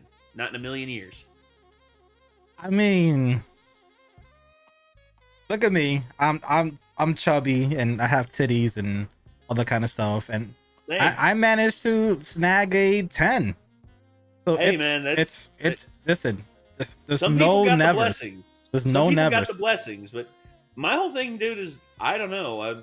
I've just not been able to find like the longest relationship. Like I probably mentioned this. Like the longest relationship I had has been like 6-7 months, and the reason why it didn't work out was because the girl's dad fucking hated me because I wasn't black or Hispanic. That's it. I mean, the very moment I walked in the door and he saw I was lighter skinned than her, basically he just immediately made up his mind he did not want me involved with his family at all. And the thing is, he's an army guy. He's like a career army man, like 25 years in the army. I respect the hell out of, him serving in the military, serve for the country and all that. But that doesn't excuse him from being an asshole. Yeah. I mean, look, I respect the troops. I respect the hell out of him for being, for serving. But does that mean that he has to deliberately fuck up his daughter's relationships because he's a racist asshole? I mean, what the hell's wrong with that, man? Yeah. I mean, it's ironically, I finally met, I guess my wifey's father for the first time. Mm-hmm. In 11 years. I mean, we're gonna make 11 years in July, and Hey. I officially met him about 2 weeks ago. And How'd that go? at first, it was a little bit rocky, and then I think he ended up actually liking me because he was grilling, and I never grill. I cook everything, but I never had my own house. So I with the apartment I live right now, there is a backyard, but the backyard is quote unquote off limit. So like I can't even buy a grill. So it's like the only thing I have a skillet. I have no pans and saucepans and everything in the world I could cook, but I'll say grill this, have no. I'll say this: if you're looking, I'll say instead of you won't be able to grill, but there is actually an oven smoker that you can get. It's an oven smoking kit. Basically, it only goes for about 30 minutes to an hour, but it actually does really good for what it is. Binging with Babish actually has a video on it, and it's really, really good. He actually did the Rib Witch from friggin' The Simpsons, and it was. He said it came out damn near perfect, in spite of the fact that he could literally feel his blood turning into syrup. Damn. But the interaction came out perfectly fine. He had a very old grill, and I just used my knowledge from culinary school and just me cooking. Yeah, he had some issues with it. I looked around on it, and I'm like, pick up the grate. Okay, and I saw that like where the air is supposed to come out to keep the fire on, parts of it was blocked off because of all the ashes. So I'm like, give me a little bowl or a trash can, something. So I just scooped out some of the ashes and I mixed around the coal. I'm like, try it now. And we tried it, lit up, still lit. He's like, yeah, so You're all right. you know your ways around a grill, okay? And then he showed You're me all right, kid. his man cave, and he has some issues with with Bluetooth stuff. Let me see your phone. Fix some things. He's like, okay, and You passed the dad test. yep. So and You all these passed the different things. father-in-law test. So And- I'm passing all these different things, and he started like, oh my god, the food I ate that day. He bought a New York strip for me. He also made homemade burgers, homemade potato salad, homemade a regular salad. He also had homemade fries, and then he also had, I guess, authentic, more like I guess lemonade. Well, I guess more like a lemon water. So he had like a pitcher that had like a little tube in the middle. It has a whole bunch of slices of lemon and just filled with water. And he just let it sit for overnight. And yeah, lemon infused water. It's not quite lemonade, but it's more of a hint of lemon instead of an overwhelming like cascade that hits your tongue. yep. So he like Kaylin was helping him make some of the food. I was just observing. There were some things that I caught on, and he was gonna comment how Kaylin was doing it, but I commented on it first. He's like, I was gonna say the same exact thing. He's okay. Yes, nice eye. So I'm like, okay. And we walked out. Very cool. At first, he didn't even shake. He didn't even shake my hand at first. And then when we were leaving, he's like, "Just take care. Have a safe trip home." I'm like, I won. So you passed the father-in-law test, and that's hey, all dudes out there who have ever had trials and tribulations with meeting the father-in-law, round of applause. Yeah, good shit, man.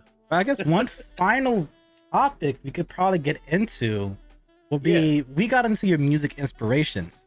Now you're doing production stuff. You're doing movie quality productions. Is there any directors or actors or actresses or producers or anybody in that type of genre of just, I guess, careers that you look up to? I'll say this in terms of I have right now, I would say 3 or 4 directors that I would say just are knocking it out the park. I would say Martin Scorsese, who has been making consistently great films since the 1970s. I mean, Taxi Driver, Raging Bull, Goodfellas, The Departed, Hugo, Silence. I mean, every decade he makes a genre redefining film. Period. And then I would say another director whom I really want him to get back into directing films again, but he seems to be taking a break on it. David Fincher. He directed Seven, The Game. Okay. He directed The Social Network. He directed most of the episodes of the Netflix show Mindhunters. He is just one of my in terms of suspense and shot selection and cinematography. The man is just a genius, and he's very trying to work with. Like he's a perfectionist, and if something isn't right, it doesn't matter if it's the 700th take or the first take or the 700th take. Do it again. And you have to get used to that because again, you're gonna be on like he knows what he's looking for, and if he doesn't find it, then you're just gonna keep going until you get it. And then I'll say another one is Ryan Coogler, who did Fruitvale Station and did the Black Panther movie.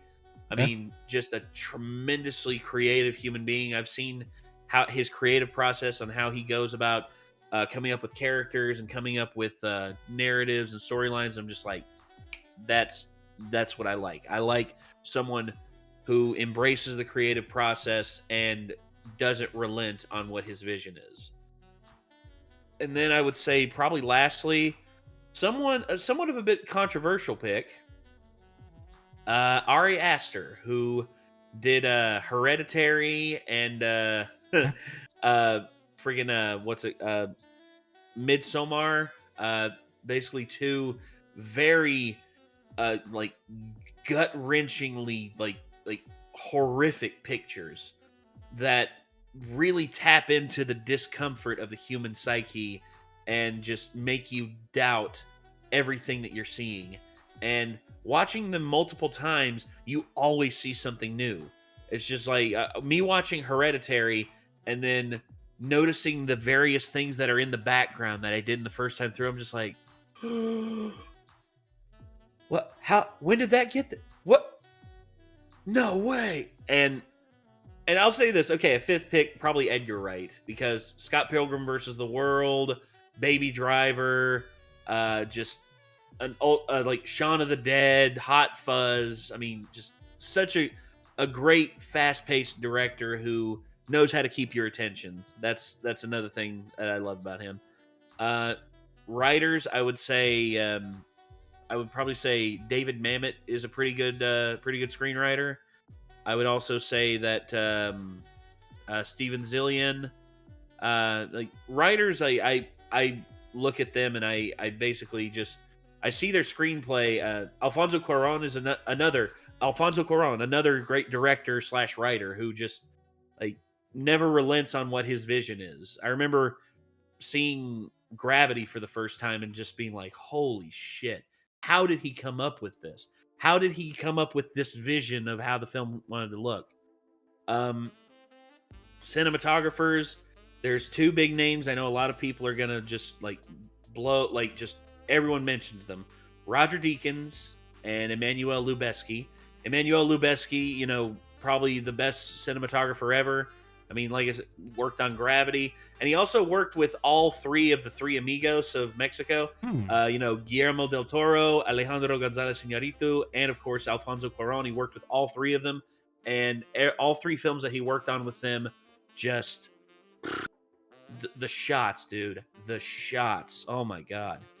And then actors, Daniel Day-Lewis. He's Okay. one that I always fall back on as someone who really immerses himself in the role and just does not relent on the passion that he has for acting. Denzel Washington as well, I would say, is another actor. No matter what he's in, I'm going to watch it. Uh, and then I would say, what's F. Murray Abraham, who was in Amadeus. He played Salieri, another tremendous actor who just knows knows how to get into character. And whenever you see him, you're just like just holy crap! Like you like when you forget that that's an actor and you instead see them as the character, they've done their job. Yeah. It's perfect. It's so good. Composers, I know a lot of people are gonna like love John Williams and Danny Elfman and there's a few others. I would say the one that unfortunately passed away that I'm still mad about because you know he passed away before I think he really hit his creative peak. Johan Johansson. He was an Icelandic Okay. composer, and he died of a heroin overdose because a director who I despise got him into it. A director who I hate his films. I hate them with a passion. He got Johan Johansson into doing heroin, and it killed him.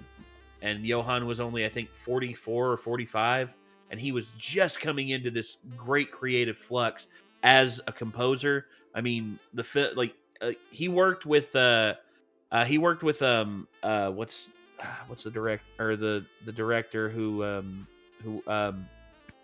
Denis Villeneuve, the Canadian director. He worked with him a lot, and the scores that Johan came up with were just so beautiful.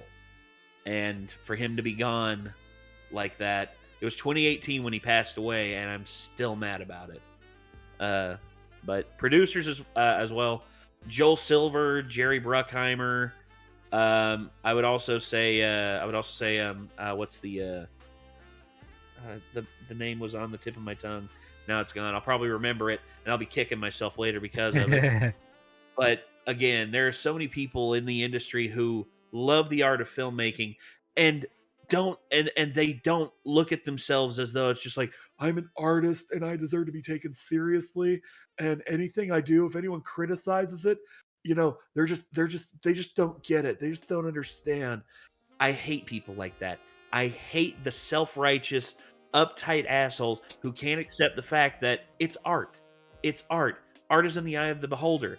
I watched like Quentin Tarantino. I love Quentin Tarantino as a filmmaker, but his response to the criticism of how Bruce Lee was portrayed in Once Upon a Time in Hollywood is it's a little infantile because he's just like, well, I was just trying to portray him, in a different way that was never seen on film before, and I just wanted to try and have a my own spin on Bruce Lee that would separate it from the rest. I'm like, Just shut up. I love you, Quentin, but shut the fuck up. Yep. Shut up and just accept the fact that people don't like what you put out there. That's like me. Anytime someone has a legit criticism against me, I'm not going to like shit on them or anything like that. I'm not, because I expect it. I expect people to criticize what I do because, hey, I'm putting it out there for the public to see. The public is going to have access to this, and if they see it and they don't like it, they have the right not to like it. Yep. And that's the whole point. The whole point is, like, if you don't like something, that's fine. Like, that's a whole thing that I'm perfectly fine with. But when I hear the bullshit criticisms that some people levy against us, it's just like, why do you pause the video too much? Like, that's one thing I hear so damn much. Like, why do you pause the video so much? Why do you do this? Why do you do that? It's like, it's because we're a reaction channel. If you want to see the original video unoccluded, it's right there. Exactly. We have a link to it in the description, or we have the channel linked in the very title of the video where you can go and watch the original video and check out the channel for yourself.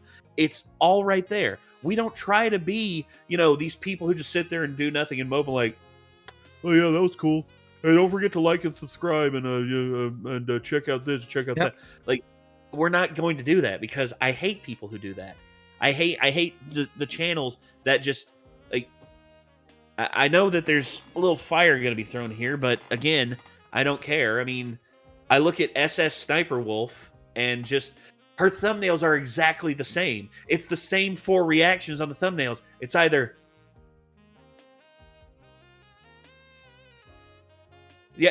and again, I don't hate SS Sniper Wolf. Hey, make that money. Do whatever you want to do. Like, I'm never going to hate someone for making money and making a living on this platform. But God, I just every time I see one of her thumbnails, I'm just like 31 million subscribers. Yep. Yeah. 31 million subscribers. Okay. I guess I just need to grow some bigger tits and look slim and nice and just be just record act like a bubbly airhead on camera. React like this. And wear V-necks and make sure it goes all the way down and go like that. That's it. Yeah.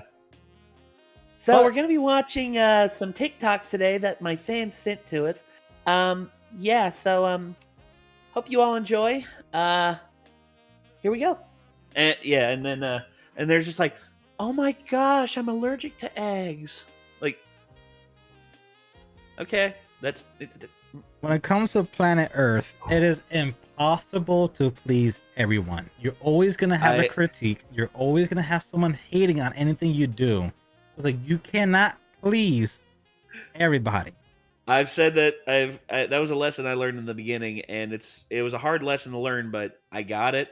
It was basically just like, you are never, ever, ever going to please everyone, and you should never try to.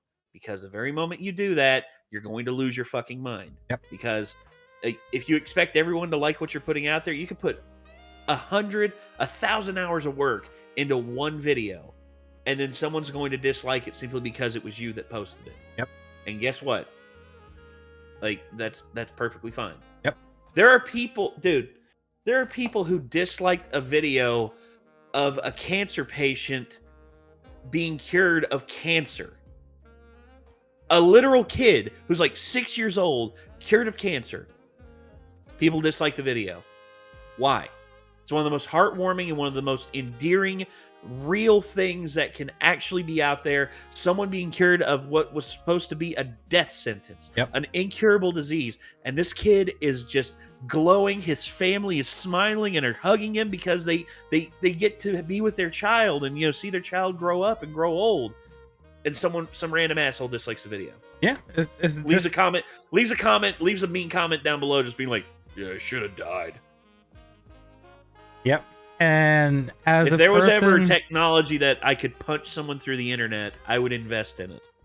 As a person who watched Buckethead Nation, when I forgot the son's name, when he announced what happened, because like I said, the last reaction he had with his father was, I think he last posted it in December. And then the next time he posted was, I think it was around like the end of March, and that's when he finally let people know what happened. And again, I saw a whole bunch of dislikes, just like, why? And I read some of the comments, and some of the comments were just like, it frustrated my soul. Me too, because Pops, like, watching Buckethead Nation and like Pops having a real talk with his son about, you know, things that they watched and all that. Some of the most like endearing and like most honest heart to heart moments that you can have on YouTube. Yeah. And the fact that there are people out there, again, who just go out of their way to shit on the legacy of someone who has had such an impact on people and have just made people smile, made people think, made people actually question things and like actually come up with like different ways of looking at things with a philosophy. And for them to just shit on him like that, I mean, again, it's just an example of the world sometimes isn't nice all the time. And it's the harsh truth, and it's just you cannot satisfy everybody. And no matter what type of content it is, no matter if it's a genuine wholesome thing, like soldiers coming home after being deployed for 7 years or 20 years, and you know, kids seeing their father or seeing their mother after, you know, they were infants when their mother left, and now they're graduating middle school, and their mom or dad or their uncles or their grandparents or anybody You're greeting them from across the stage, and the kid runs into their arms, and just like real, like some of the most real, like this isn't the fake stuff that you see on TikTok where, you know, it's these people doing these joke, like these like wannabe emotional, like this isn't Logan Paul pretending to see color for the first time. Damn it.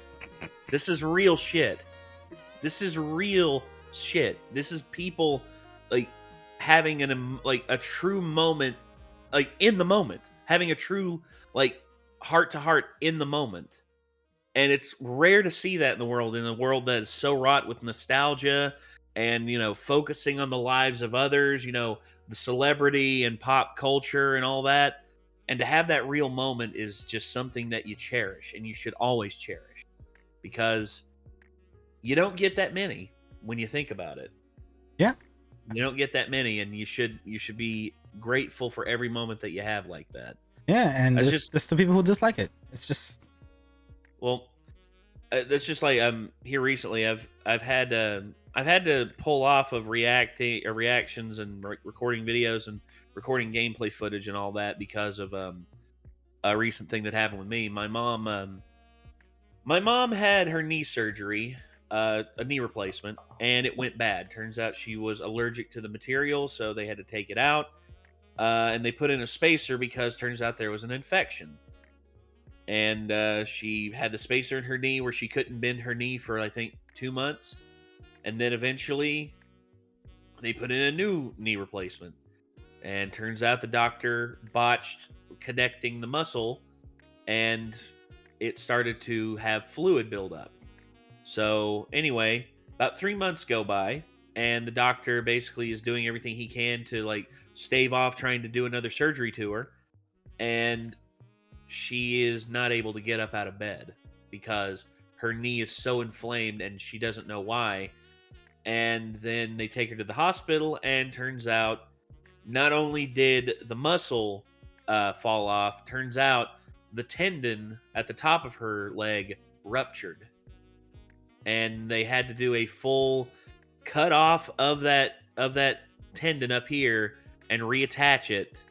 They had to stretch it really far, to get it to go. And then the muscle they were able to get reattached and like cut off the degenerating tissue and all that. But then they discovered that her knee was in fact infected with MRSA, which is one of the worst staph infections that you can get. And now she has a pump on her knee, a wound vac, to basically suck out the infection and keep it sealed up. She's going to have it on her knee for 2 months. And she, after that, is going to have about 3 months of rehabilitation just so she can walk again.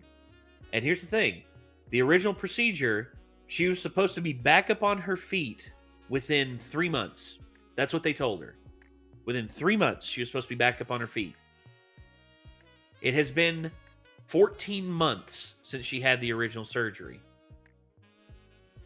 And the doctor and his team have just been so dismissive, completely just not caring, and just passing the buck off to anyone else who's willing to take it. And my mom, in the midst of all this, has her cat business that she runs, and she's had to deal with these cats who have been pregnant and have been like, there was one cat that gave birth to 8 kittens, and it was beautiful. Like, these cats were all healthy and happy and like just all very active, but my mom couldn't see them. My mom couldn't see them for 2 weeks because she was in the hospital, and she was not able to take care of them. And me and Kate, who's on the channel with me, we've had to go over and help her out and look after the cats and babysit them and rotate them out so that they can eat and they can have have time to with their mother and everything. And then just the fact that the doctor, like, my mom was at the hospital, and when she told me the doctor said this, I wanted to know who the doctor was so that I could basically capsize his face.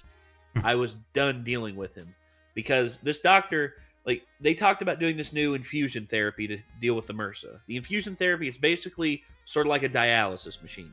They extract an amount of blood, they put it in the machine with the antibiotic, mix it together, and then they inject it back into her.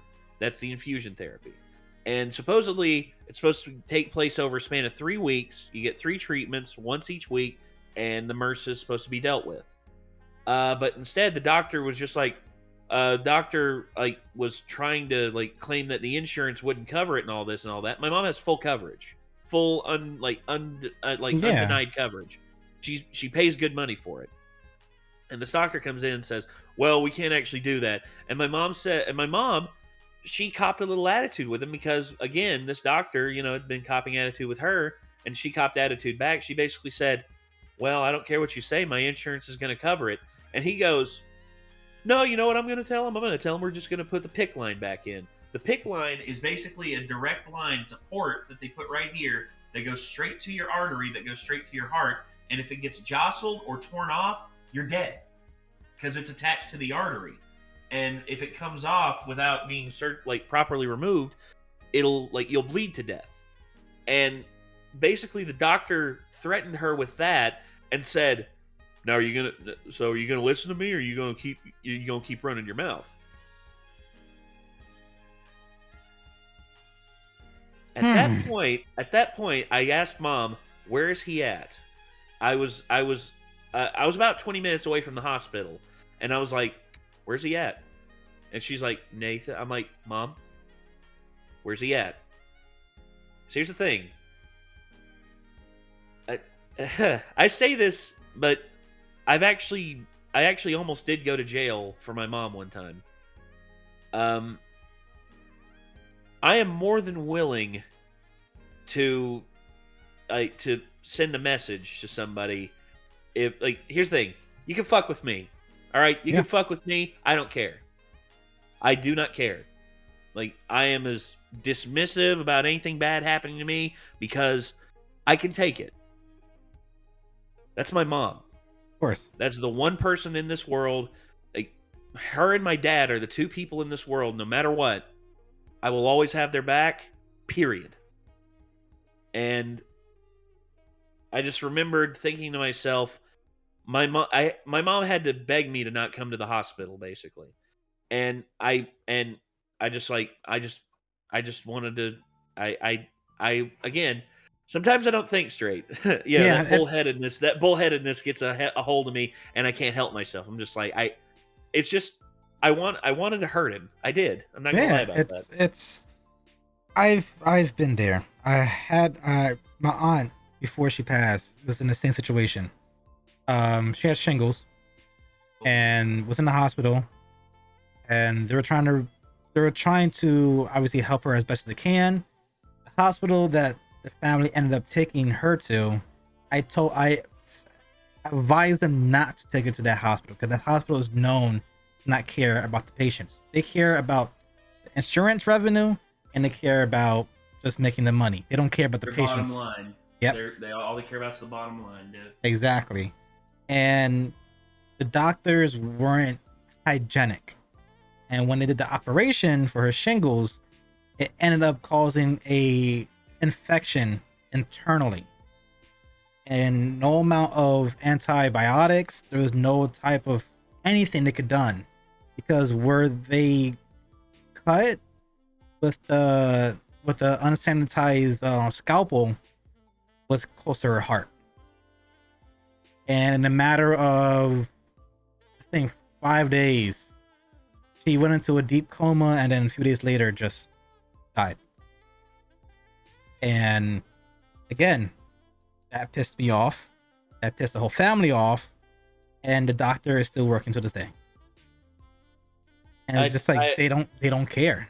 But obviously, this episode we took a little dive of your music inspirations, your movie inspirations, how Renegade Media Group came to be, and the content you do.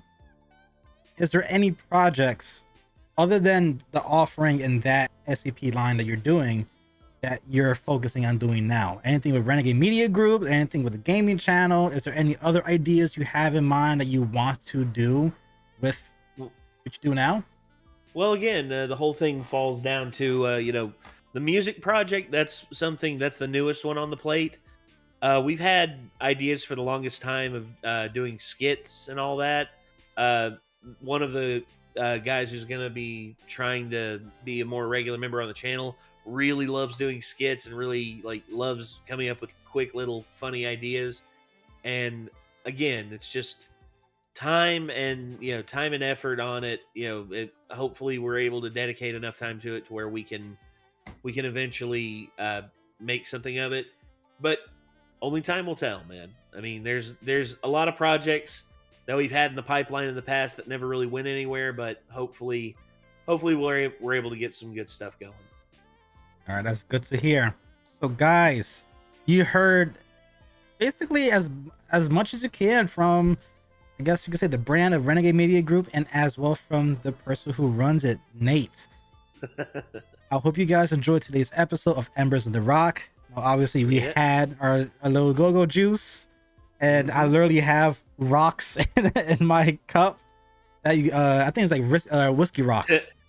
All my ice is melted. I'm on my second one of these, dude. That's 4 shots worth, so I'm good right now. I think this is my third refill. But that's besides the point. Yeah.